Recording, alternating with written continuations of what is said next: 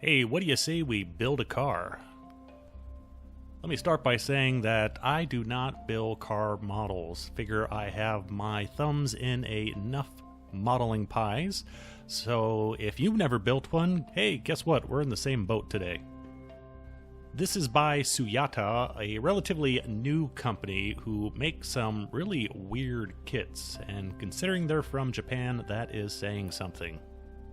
This is the first of their Mean Streets collection, and as you can see, it is a sort of cyberpunky, Mad Maxy race car with figure. Technically two, but we'll get into that.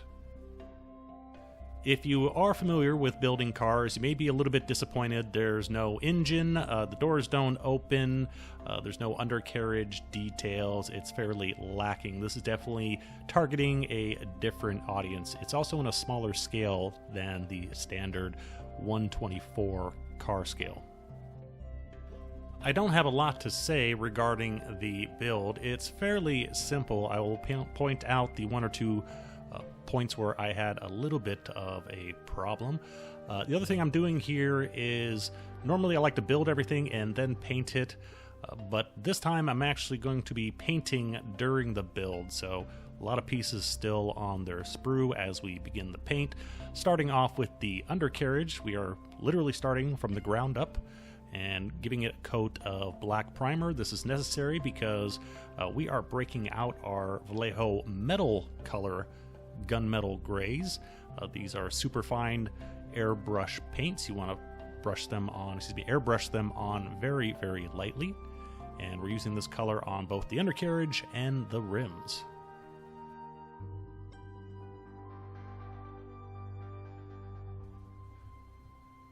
Dark sea gray for the interior, which again is a little bit on the sparse side, and for the most part I'm sticking fairly close to the paint scheme suggested in the instructions.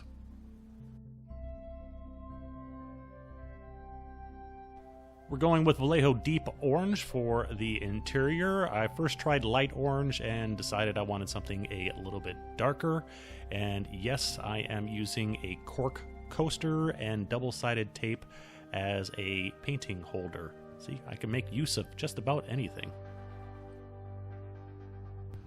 The smaller details in the interior we take care of by hand. There's the steering wheel and just a few buttons and odds and ends that need a little bit of extra color, as well as painting the brakes.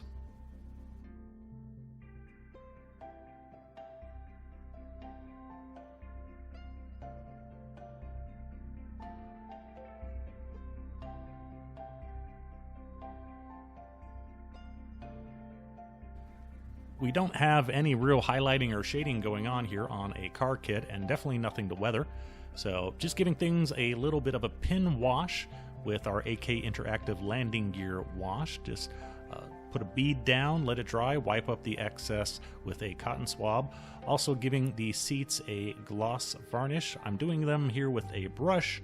Would have been smarter to spray them with the gloss varnish before inserting them in, but hey, I'm new at this.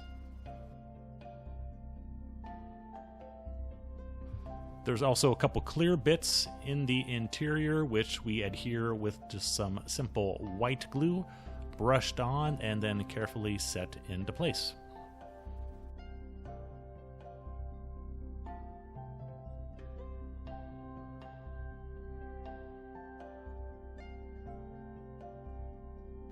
So here's one, I don't want to say problem with the kit, but something I just want to point out. With the roll cage that'll eventually go onto the model, it seems like it should be glued flat against the side of the car. However, there actually is supposed to be a little bit of a gap.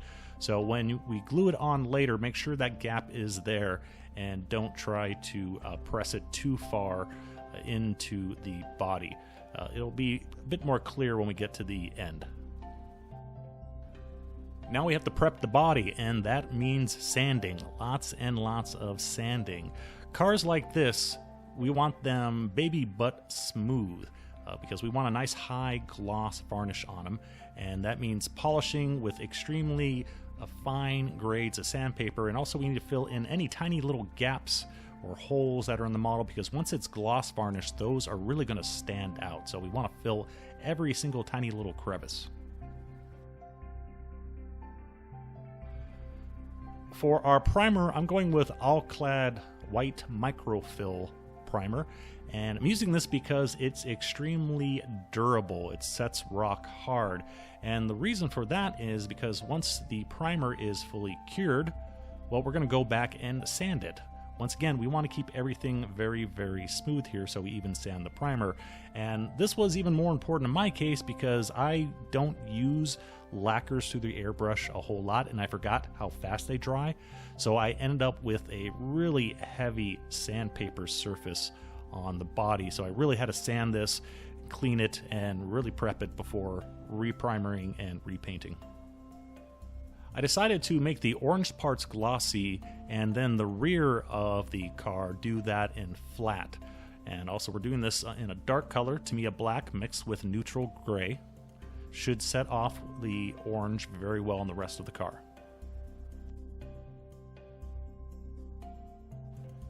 For the car itself, we are going with Tamiya orange, and I'm spraying this, letting it dry overnight, and then once again giving it a nice super fine sanding, because I want to make sure that there's no imperfections in the paint.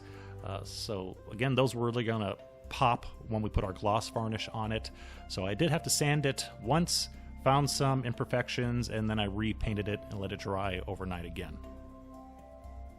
Then we apply our All-Clad gloss varnish. Once again, a very durable varnish and also very, very glossy.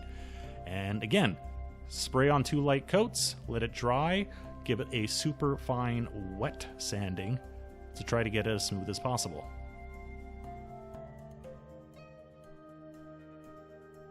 With the close-up here, as I apply the decals, you can see how much I suck at painting cars. You can see that pebbly texture in the paint. Now, a really good car builder would wet sand this, repaint it, and do it a couple times until it's perfectly smooth. Unfortunately, it's only my second car build ever. Wasn't looking to spend weeks sanding this, so I think it's good enough for my second try. We do have a few panel lines on the orange part of the car, so once again, our landing gear wash. Perfect bead going down that glossy surface, just flows nicely, and again, clean up the extra with a cotton swab.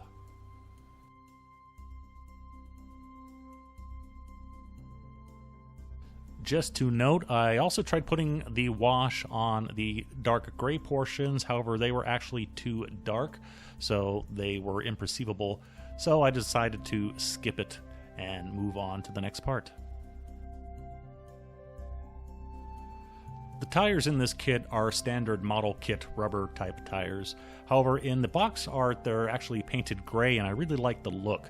So just using some Vallejo acrylic paint, safe to use acrylic on this soft plastic. I actually put them halfway onto the rim, taped up the rim, and just used that as a little holder to paint the tire. And then when it was dry, I just took off the paint and slipped it completely onto the rim. Easy peasy.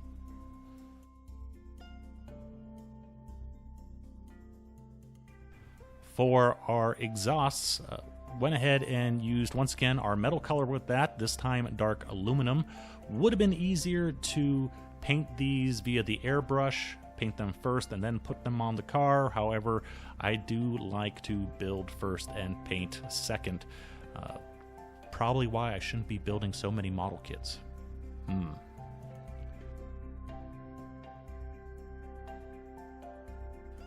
All the quote-unquote clear parts in this kit are a very smoky orange color, and to make the headlights and taillights stand out a little more, I painted them with white paint before applying white glue and then pressing them into place.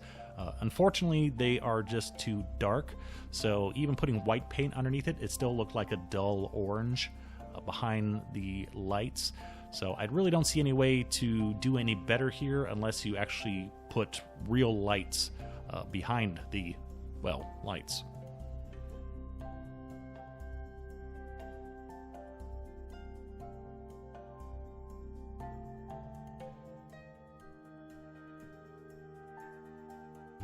After allowing the decals to dry, I once again gave the body another gloss varnish coat, and then I wet sanded it once again. Super duper fine wet sanding, and also being sure to be extremely careful here, of course. If I were to burn through to the plastic or burn through the varnish, that would be very bad, but I still wanted to try to get a little bit more gloss out of this by polishing the gloss varnish.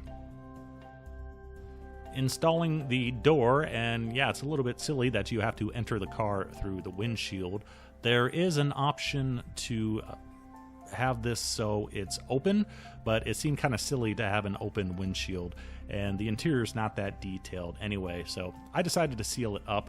And you can see what I was talking about with the dark, smoky, clear styrene, that the interior for the most part is hidden. The windshield set in place with white glue and just a moist cotton swab to clean up any excess. And if you're wondering about the tape, well, let me explain. Things were going pretty well until I had to put all the pieces together to build the body.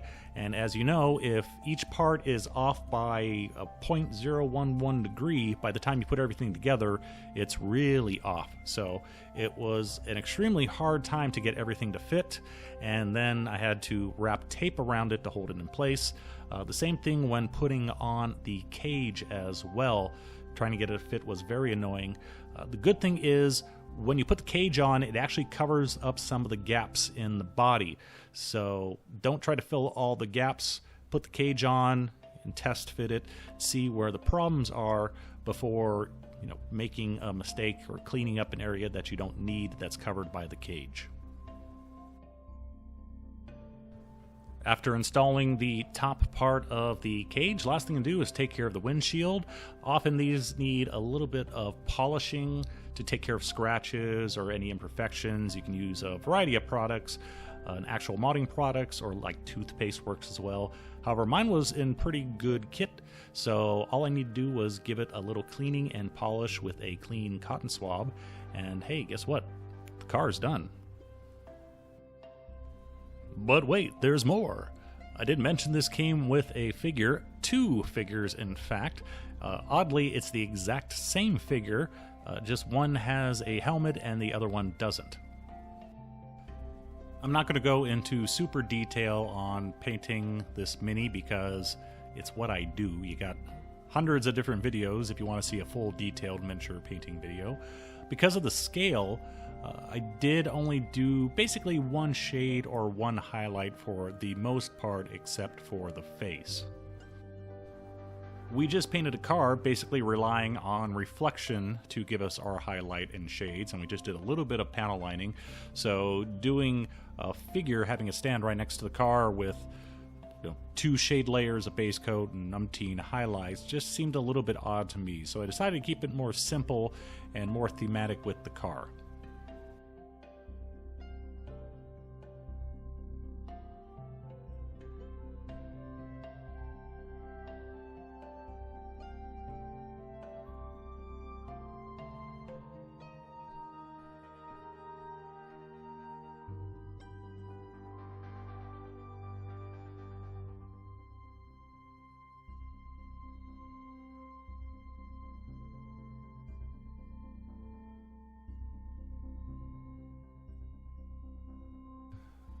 Her impossible body armor would have been another good place to use some airbrushed chrome.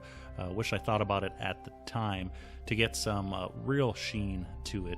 You can see the difference between this and what we have on the car using the Vallejo Model Air as opposed to the Vallejo Metal Color. This is also flat varnished, while the metallics on the car are just left straight with no varnish on them.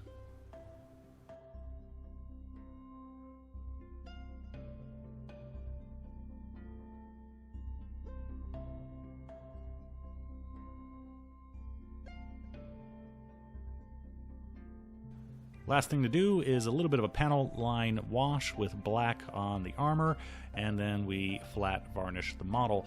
I will mention that she's a little bit back heavy, so you might want to see if you can get her leaning forward a bit.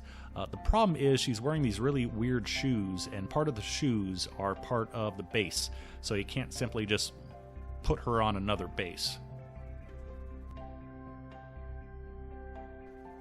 And with that, we are done. My second car build ever. I'm a noob.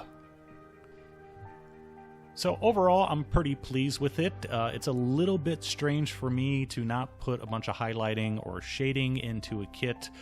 That's typical for sci-fi models, but often you do get to add weathering and things like that to spice up the model. It just felt a little bit inappropriate to do it here, so basically all we had to do was, for the most part, just base coat things and put them together. Fairly simple. I don't think I made it clear during the build, but I'll make it clear now. We did gloss varnish the orange parts, and I flat varnished the dark gray parts, and all the metal parts, there is no varnish on there whatsoever. So we have a few different tones going around on the model. So there you go. Go ahead and pick up one of those kits if you like. It's basically a weekend build for me, not including dry times. It took about 5 days total, but a lot of that was sitting and waiting. So not too bad for my second kit ever. Hope you enjoyed this. Thanks for watching. See you next time. Bye-bye. Good night, Mother. Good night, John Boy. Good night, Hardcastle. Good night, McCormick. Good night, Chief. Good night, McLeod.